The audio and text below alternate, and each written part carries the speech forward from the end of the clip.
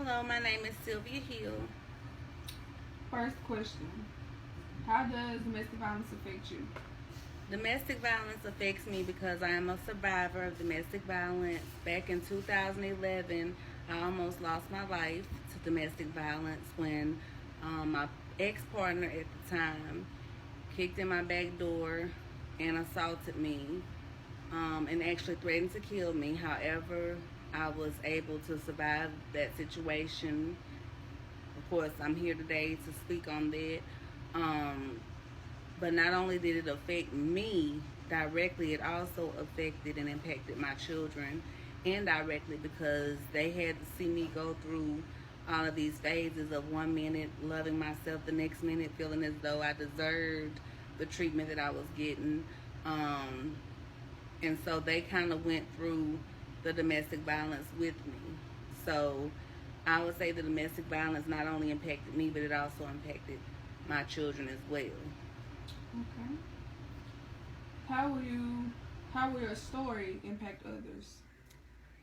I believe that my story will impact others because domestic violence is one of those situations that, of course, people don't just go around talking about. Like, you're not going to say, last night my boyfriend just punched me, or last night he just threw a Dr. Pepper can in my face, or last night he tried to choke or strangle me. It's that unspoken, topic that people avoid and they skate around and they actually try to hide it because who wants to actually admit that, hey, I'm in a domestic violence situation. So, hearing my story or me telling my story, not only does it highlight that it's happened and you can survive and you can come through it, but it will also give people opportunities that are going through or resources that they can use because a lot of times people can say violence needs to end, domestic violence needs to end, but there are no resources with it. So, domestic abuse resistance team really helped me. They continue to help me and my children. They have great programs. So hearing my story and not only my story of what I went through, but also hearing that, hey, if you or someone you know is going through this, there are resources out there. There's shelter options. There are resources that can help with your children's school clothes and school supplies, all under the umbrella of DART. There are resources that, hey, even for your children when it comes to Christmas time, they help to get gifts and everything. Not to mention, they offer counseling, which is counseling was the most liberating thing for me, which actually inspired me to not only go back to school to get a master's in psychology, but now I'm actually working on my second master's in marriage and family therapy. So my story will help others because I'm not judgmental when it comes to things like that. I'm the type of person that if I know someone is going through something, I am going to try to do what I can do to help them and to lead them to resources that will be available for them if they're ready. Because I've learned that's the biggest thing is the person being ready because other people around you can see this or they can hear of it or they can notice a change in you and they can be like, you deserve better and you need something different. But if you're not ready, then guess what? You stay in that situation. So someone actually seeing someone that was able to come through domestic violence, survive it, and that's not afraid to let people know that yes, I have been there, I have done it. Okay. Third question: is it still a sensitive topic, or are you still emotional from I would say I get emotional in the sense of just thanking God every day that I'm here, that I survived. I thank God every day for the instrumental people that were in my life um, to pray for me when I was too weak to really pray for myself. Is it a sensitive topic for me? Yes, when I hear of people being abused, when I see people that look like they may be in relationships or situations that are not healthy for them, it becomes a sensitive topic. Now, have I healed from the physical scars and emotional scars and all of that? It was a process. Like I say, 2011 was that breaking point for me, and it's 2019 now. So that was a process. It wasn't something that happened in a year, I promise you, and it wasn't something that happened 2 years. It's taken a lot of time for me to get to where I'm at now. When people see me now, they don't see or they don't know about my story unless I do tell them about my story. So it is, I would say, it's sensitive to the fact that I really would love for domestic violence to just end. I really would love for that to happen. I really would love for there to be some type of rehabilitation for those that are the aggressors. I feel like there are a lot of resources. Well, I say a lot of resources. DART is just wonderful. DART is the only one that I really know about here, and that's what I've used. But I feel like it should be more resources, even for those that batter, those that actually commit the violent acts. Because what happens is a lot of times they just get out of one relationship and then they just get into another relationship where there's no true rehabilitation, which is where counseling kind of comes into the field that I'm in now, to where you go back and you see where all of this even started from. So can it end?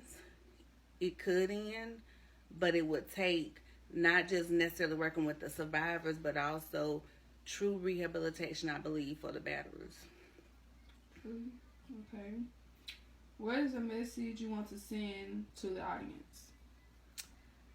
The true message that I want to send to the audience is that you are all worthy of self-respect, and that's not to automatically just assume that because you're coming to this event that you're dealing with domestic violence, or even that you know somebody. But I do know that for the majority of us, we go through those days and we go through those periods where sometimes we question ourselves. Sometimes we question if we're worthy or not. Sometimes we question what path God has chosen for us. So I'm here to say that each and every day that you do wake up, each and every day that God gives you a chance to try to make wrongs right or to try to achieve some goals, take that opportunity and do it. A lot of times when we look outside for love and acceptance, we get failed so many times. We do. So you have to start on the inside with actually loving and accepting yourself, flaws and all, because we all have them, flaws and all. Love and accept yourself. Believe in yourself. When you respect yourself, then guess what? Others have no choice but to respect you because you're respecting yourself. So I would just say self-love, self-respect. I would say be that type of person that if you are going through and you have children or whatever, think about how this is impacting their lives, how this is going to impact how they look at relationships, whether they're going to feel like fighting is the only way to resolve things in a relationship or whatever, whether they're going to be that person that becomes the aggressor. You know, we all want to be accepted in some way, form, or fashion, but I've learned that the best way is to first accept yourself. Then you shower those that really have shown you love and been there with you from day one. You shower them with love. You pray and be patient, and God is going to send that person to you when the time is right. So I would just say, continue to love yourself, show love to others. Don't be a victim. If you are going through, choose to be a survivor, because at the end of the day, your children are going to thank you for it. Your parents are going to thank you for it. Everybody's going to thank you for it, honestly. So that's my message. Okay. Last and final question. What would your advice be to others who are going through this? Get out. Have you a plan, a safety plan. Like I said, DART is a wonderful resource, and actually right now they have generated this program that actually it's like an incentive for you to save money. So when you save money, they can match what you saved up to a certain amount. And I said that to say this because a lot of times when people are in domestic violence situations, and this is not all the time, that's why I say a lot of times, they're dependent on this partner for financial stuff. Because sometimes, let's put it like this, domestic violence does not always necessarily have to be physical. It can be emotional and mental, where a person is just putting you down all the time and saying things to make you feel bad about yourself, bring up your past or whatever every time they get mad. It can be financial. It can be a person that they out making the money, so guess what? They try to issue the money to you here and there so you can always be on the bottom and need them. So what I would say is be smart about it, have a plan. When I got ready to leave my ex, I had a plan. My children and I basically left my place with just the clothes on our back. Now, that's not to say that my plan was fireproof, because when my attack happened in 2011, I wasn't even with him. I had left him alone, had a restraining order, and all that good stuff. So sometimes people do still come back to exact revenge or whatever the case may be. But have you a plan? If you are in a situation like that, get out. If you know somebody that's in a situation like that, try to talk to them, tell them about some of the resources and stuff that are out there. You know, pray for them. Don't just leave people. I've lost friendships behind, being in a relationship, because a lot of times that abuser wants you to be basically isolated, where it's just you and them. So if you got somebody that's always trying to check you because, well, you just left your mama's house, why you talking to your mama, or why does your homegirl always have to be this and that, just be mindful and learn what healthy and unhealthy relationships are, because that was one of my downfalls, was not recognizing the difference. Or even when you have warning signs that come up, oh, he just loved me so much, that's why he called and text me all the time, girl, he just loved me so much. Think about it sometimes. Think about when you do get those warning signs that are saying that something is not right, that this person is trying to be controlling. Think about that. Take those warning signs, because like I said, I'm here today by none other than the grace of God and just people there that were willing to help pick me up and dust me off. And it's been a journey. It's been years to get where I'm at. So I would think that the sooner you recognize that this person is not going to be healthy for you, get out as soon as you can. That I love you, if they hit you once, guess what? They're going to hit you again. And every time it's going to be that apology. Oh, I'm sorry, it'll never happen again. Every single time. But it starts ending when we stand up, and it starts ending when we're smart enough to realize that that's not love and that we deserve better. That's when it stops. That's part of it. And like I say, the other part is for those that have determined that, hey, I got to be aggressive towards people, for them to actually get help. Because I'm going to tell you, counseling, at the end of the day, it helped me. And I was like so many people that I know, I came up in a background to where you didn't talk to anybody about what was going on with you. You didn't.